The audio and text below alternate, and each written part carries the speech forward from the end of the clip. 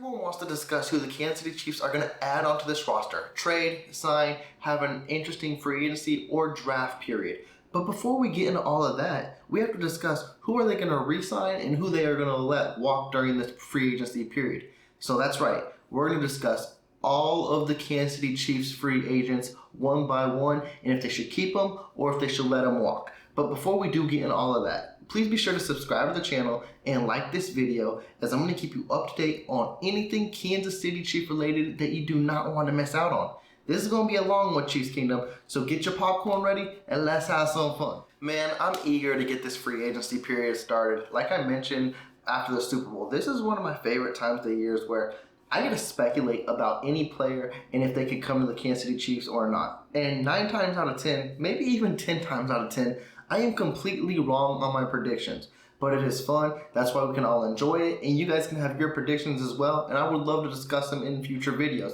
But today, I thought it would just be a perfect timing before we jump into free agency completely that we just discussed the players that the Kansas City Chiefs have as free agents and if they should keep them or if they should let them walk. And right now, we're going to start with their exclusive right free agents, which would be Shane Buechele, Jody Fortson, and Prince Tangawongo. Now, I'm pretty sure I always mess up his name, but you guys get the drift on where I'm going with it. So what the exclusive right free agency tag is basically a player who has been in the league 3 years or less, and the Kansas City Chiefs can offer them a 1-year minimum.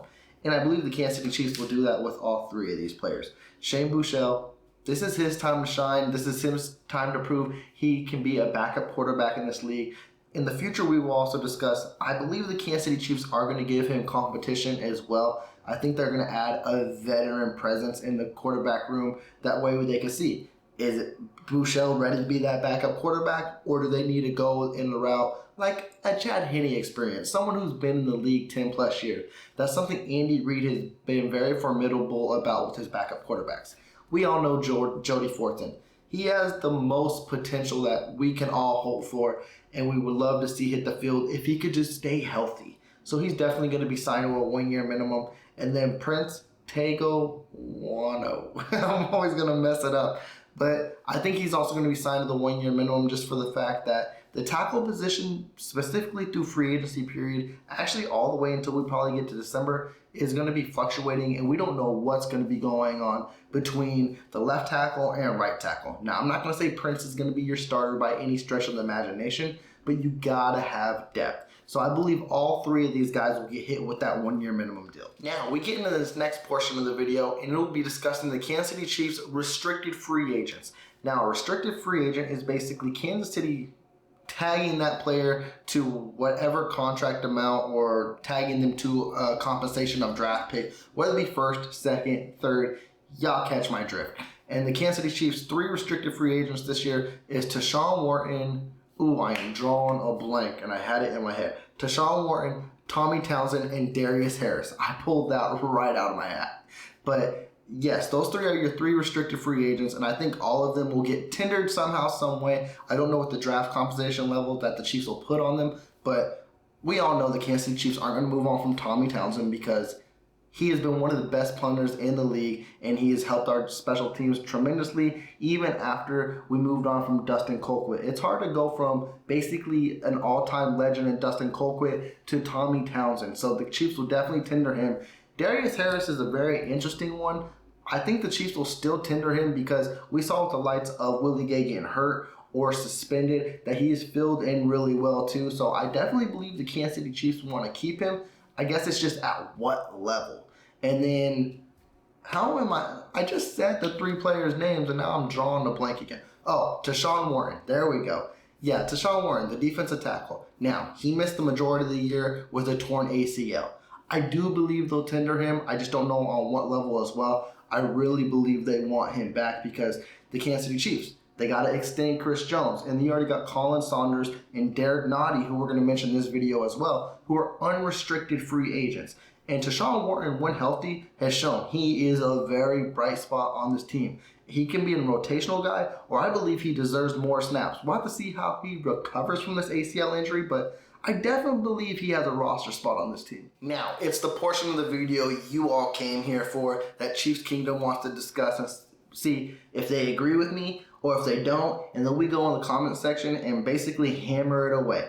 What we will do here is basically, we'll play matchmaker. We'll play Tinder. We will swipe left if we don't want him, and we will swipe right if we want to re-sign him. We will start on the defensive side of the ball, and we'll start with no other than Juan Thornhill. Now, this is a very tricky situation because Juan Thornhill played amazing down the stretch, and I believe the Kansas City Chiefs should re-sign him.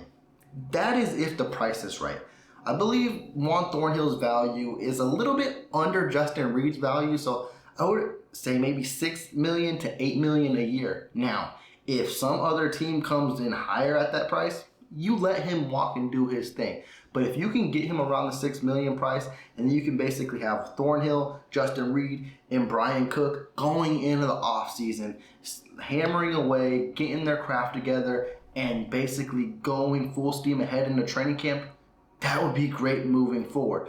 I just don't know what kind of market value Juan Thornhill has because he is an athletic freak. He has so much potential. It seems like we say it every year. Even his rookie year and before he tore his ACL, you could tell. He just jumps off the tape, and we saw it at the end of the year. If he could just put it all together, and if he could sign with the Kansas City Chiefs at the right price, I am more than willing to bring Juan Thornhill back as a Kansas City Chief. We have another free agent in the safety room, and it is no other than Dion Bush. Now, it might surprise a lot of people, but I think this is someone you bring back as well. I think he brings key value into the special team room. And again, kind of what I mentioned with Z Johnson, he's going to be another gunner, special team ace that we need with the loss of Chris Lamons. Now, I don't think he will be getting much on the free agent market just because he doesn't play too much on defense. Now, if he does, it's rotational wise or if a guy gets injured.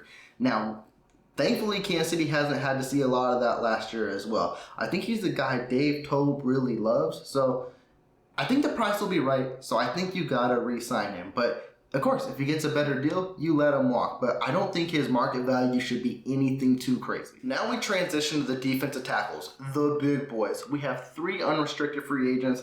And we'll talk about the one that I'll keep short, sweet, and simple, and it is Brandon Williams. I believe the Kansas City Chiefs let him walk. And honestly, he might even retire. He will retire at the top of the mountaintop, getting a Super Bowl ring. That is the reason why he came to Kansas City in the first place at the later half of the year, too. He helped our rush defense tremendously, too. He was a key rotational defensive tackle, which Kansas City will find in the summer or even early once the season starts. That's what the Kansas City Chiefs do with pass rushers and defensive tackles. They like to find that veteran presence-ship, and Brandon Williams was a key example of that as well. So I don't believe the Kansas City Chiefs will bring him back, and honestly, I wouldn't be surprised to see Brandon Williams retire either. Now, we're going to focus on the 2 defense tackles that are rotational on this line, and we're going to start with the one who I don't think the Kansas City Chiefs should keep and that they should let him walk, and it's Derek Nottie. Now, this might be a stretch of an imagination for a lot of people because there are huge Derek Nottie fans, and I'm a huge Derek Nottie fan as well. I know he is in there for basically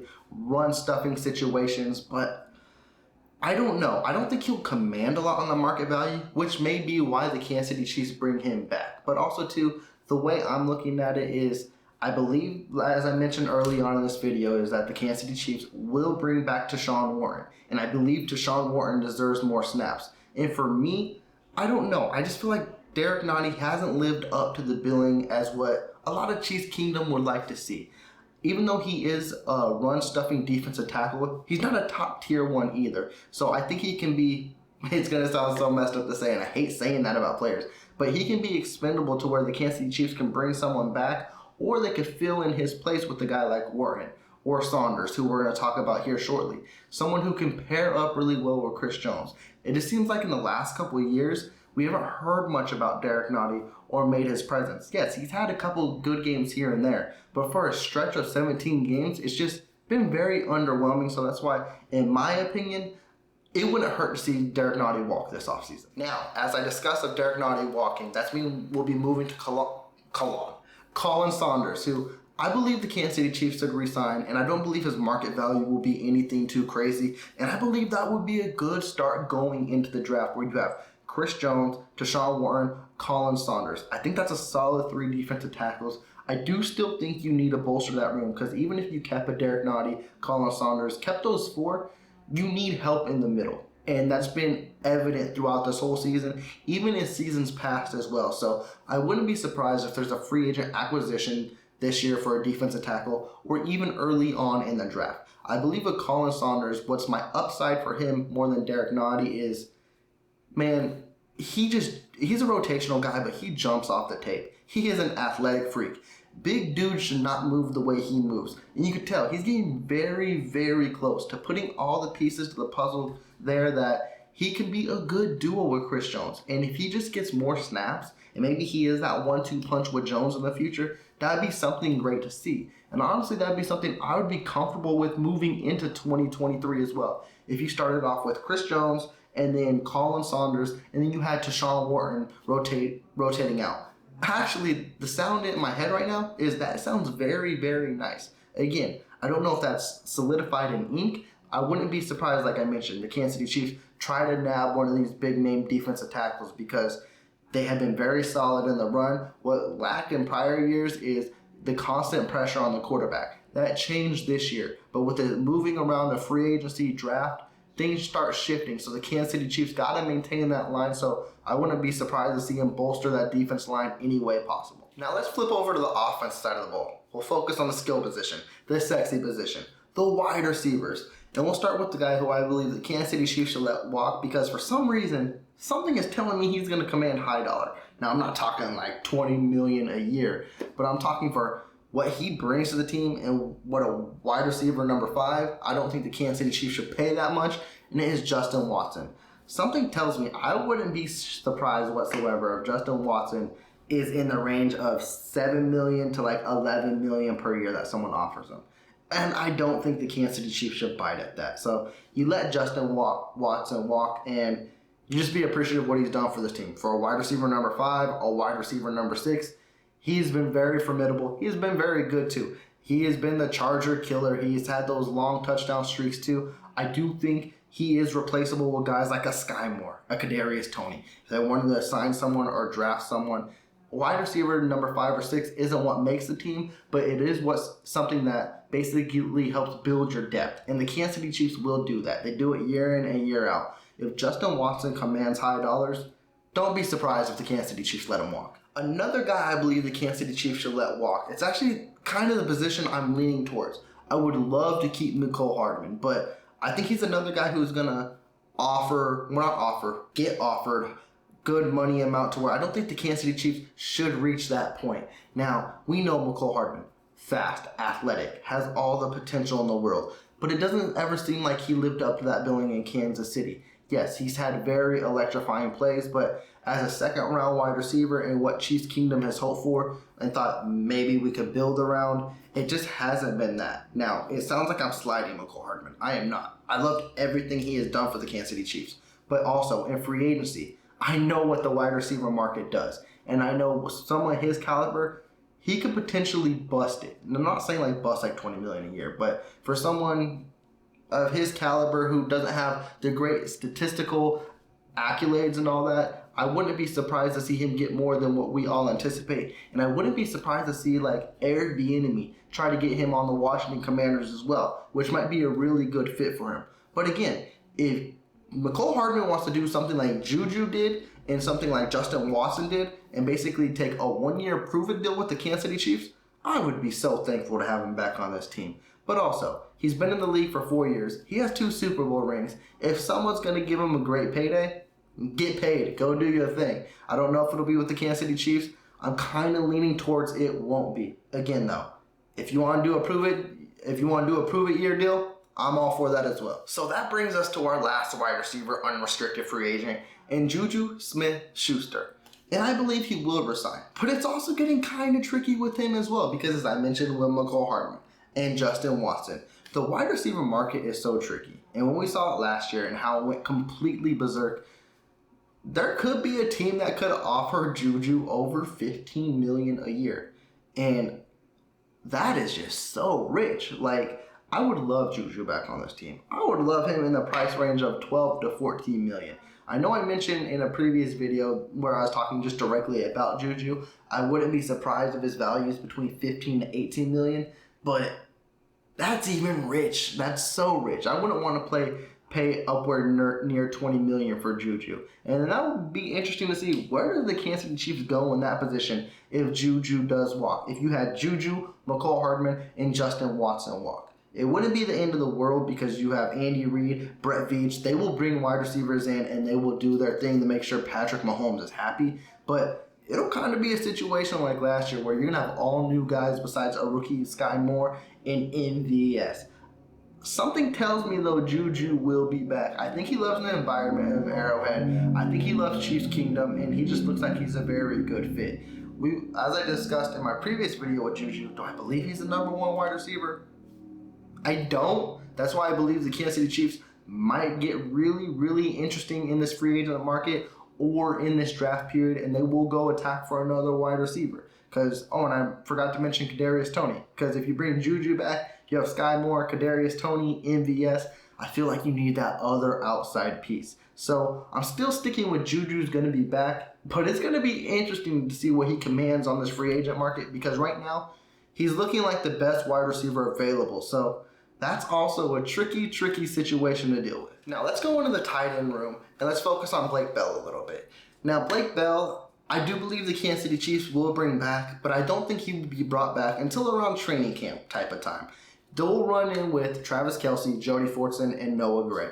And then I believe once it's time, I almost said Noah Gray again. I think Blake Bell will be back. Unfortunately, he had an injury last year, which gave more time to Noah Gray and Jody Fortson. For some reason, I do believe Blake Bell has a role on this team because he is an excellent run blocker. We didn't see much from when he came back too. He was your quarterback one, kind of quarterback sneak type of guy. We didn't see that a lot last year. So it's going to be interesting to see, how do the Kansas City Chiefs maneuver on short down territories, because that was something they were very, very bad in last year on offense.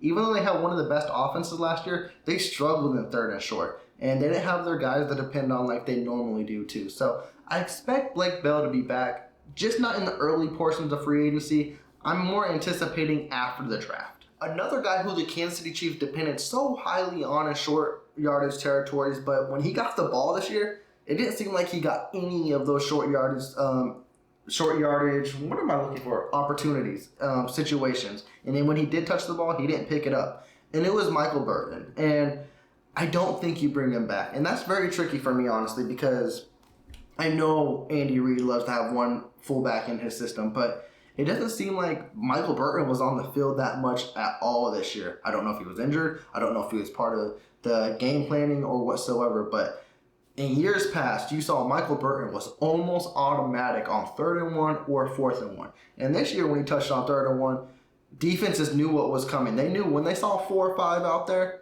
just go after him, because that's who the Kansas City Chiefs are going to get the ball to. Now, he's not going to command high dollars on the open market. He might not even sign anywhere, honestly, because a fullback in today's day and age is so rare. Very few teams have them. Now, if the Kansas City Chiefs want to bring Burton back, I would say make it interesting. I would say have him on the field more to where he's in there when he doesn't even touch the ball. That way, it kind of keeps the defenses on their toes, even though it's weird to say a defense on his toes for a fullback, because when they see him, like I mentioned, they know it's going to him and that they're going to try to pick up a 3rd and 1 that way, and they weren't successful whatsoever. So it's going to be interesting to see how the Kansas City Chiefs move forward, if they want a fullback or if they don't. And that will basically decide that Michael Burton's on this team. I'm leaning right now is they will move forward without a fullback. And now let's transition. Actually, we are kind of there because a fullback is kind of known as a running back, but we'll transition into the running back room and we'll go start with Ronald Jones. I think this is quite obvious, is you let Ronald Jones walk and see he's still a very young running back and see if he can catch on with another team and get more of an opportunity with another team. It's crazy how the Kansas City Chiefs operated the run game this year, because we thought it was going to be CEH and Ronald Jones, and then going into training camp, we thought Ronald Jones would be your RB1, and then they bring Jerick McKinnon back, they draft Isaiah Pacheco, you have 4 solid running backs, and you hear the hype before the draft was, oh, Ronald Jones is going to take over CEH's job, to where he's been inactive most of the year. The running game has been so interesting this year. To say that a 7th round rookie came in and was the Kansas City Chiefs' overall leading rusher shouldn't be surprising, but here we are. So I think Ronald Jones definitely deserves the opportunity to get at least more playing time. It won't be with the Kansas City Chiefs because now we will talk about Jerick McKinnon, who I believe the Kansas City Chiefs should keep. Another interesting thing about Jerick McKinnon, man, he is so fast. He is so elusive. He is so good. We all tend to forget is he's over 30. So Jerick McKinnon might be at the point of his career or getting closer to where, do I still want to play football or not? I don't think that's a real question at this moment. But what the Kansas City Chiefs also have to evaluate too is future as well. I think when you move forward with the Isaiah Pacheco and you focus on the Jerick McKinnon and you try to focus in on a running back number 3, there are some very, very solid running backs in this free agent class as well. And there are really good running backs in this draft class. You try to get one that is almost as close as to what Jerick McKinnon is, very good in catching and in pass blocking and very elusive and explosive. That way, when you move full steam ahead forward, that you have Isaiah Pacheco as your 1, and then you have whoever comes in as your running back 1B. Because the Kansas City Chiefs always love to do a running back by committee. And yes, I would bring Jerick McKinnon back, but it's not going to be something for the long haul either because Jerick McKinnon is up there in age. So you keep pushing that until he wants to retire. I don't believe it's his time to retire. Now we're going to focus on the final 3 unrestricted free agents for the Kansas City Chiefs, and we will start off with Nick Allegretti. They will all be on the offensive line, and I do believe the Kansas City Chiefs should re-sign Allegretti. Allegretti has been a stud when his number has been called. He is a great rotational piece all around the line. He could play anywhere. When someone gets hurt, he's a plug-and-play type of guy, and he succeeds very, very well. He will not command high dollar value either on this open market, so it wouldn't hurt. Like I mentioned with Prince and with Allegretti as well, you need that depth. You do not know what's going on with your right tackle and your left tackle, so you got to build that depth behind it. That's something I expect the Chiefs to do in the free agency period and in this draft period. Now, let's transition to Andrew Wiley. Very, very interesting candidate here because throughout most of the year, he struggled. He didn't look really well. But when it became to the month of December and playoff football type of time, and specifically in the Super Bowl where he was lights out, somebody is going to overpay for Andrew Wiley. That means the Kansas City Chiefs will probably be looking for a right tackle because I don't expect the Kansas City Chiefs to go over the value of what they view Andrew Wiley may be. We know Brett Veach is very, very good at setting a dollar amount, and if you exceed it, I'm sorry, but we will have to part ways. I believe Andrew Wiley will get paid for how he played late in the season. Also, too, that might be a good thing for the Kansas City Chiefs moving forward because that right tackle position has been a key question mark for the better part of 3 years. They need a solid solution there. It was never Andrew Wiley. We don't even know if it's Lucas Niang at this point, and we do not know what we're even doing with Darian Kennard. I would love to see the Kansas City Chiefs address the right tackle position in free agency or in the draft. That way we can have a solidified starter there. It's something that's been open throughout the last 3 years. So Andrew Wiley will get paid. It could be a good thing for him, and it could be the good thing for the Kansas City Chiefs. Now, we focus on the guy who wants the bag, the big key acquisition, Orlando Brown Jr. He will get franchise tagged by the Kansas City Chiefs. Now, will he get that contract extension? This is going to be such an interesting topic of conversation for next month, and then when they franchise him until draft and then training camp. I just hope it doesn't prolong as it did all the way until September, because if Orlando Brown is holding out again, we're going to get the same kind of situation where Orlando Brown struggles early in the year and he doesn't get going until November, December. And that affects the Kansas City Chiefs O-line, and he could look like the weak link again. He did play a really good playoffs, and he played a really good Super Bowl. What's known for Orlando Brown Jr. is he's a better run blocker than pass blocker, but he has been improving in both.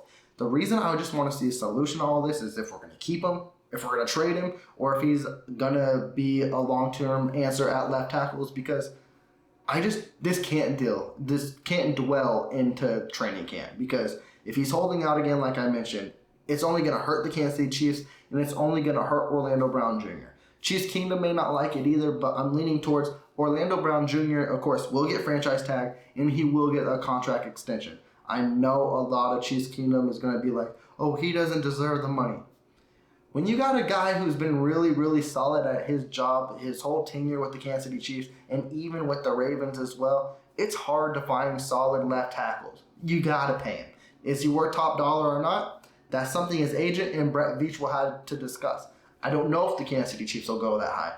I don't anticipate it because they didn't last year, and I don't think he really increased his value that much either. It's going to be interesting to see when the numbers come out, if he signs with the Kansas City Chiefs or if it's a franchise tag.